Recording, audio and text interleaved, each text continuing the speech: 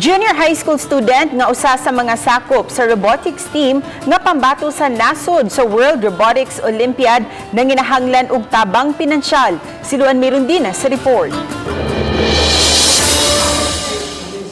Sulod sa 2 ka oras ug 30 minutos, kinahanglang makaporma ug maprogram sa mga tinunan sa junior high school kining mga robots. Sa tema nga Smart Cities, gikinahanglan nilang mapalihok ang robot nga makahimo og smart building ug ilisan ang mga karaang suga. Ang execution sulod lang sa 2 minutos.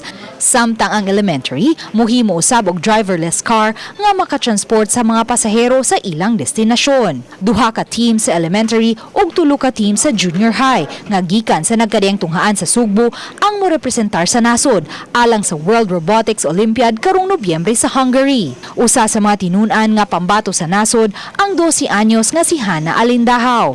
Housewife ang iyang inahan, samtang aircon technician ang iyang amahan. Apan kay napasarman niya ang scholarship exam, nasulod siya niining pribadong tunghaan sa pagtungtong niya karong tuiga sa junior high school. Maisip nga laing kalampusan na usab nga nalakip si Hana sa robotics team, apan nanginahanglan og dakong salapi ang pagbiyahe.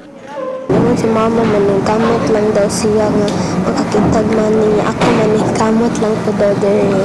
Ang iyang inahan nga si Eunice, emosyonal nga misaysay nga nadiin-diin na siya sa pag-solicit aron lang makahipos og salapi alang sa biyahe.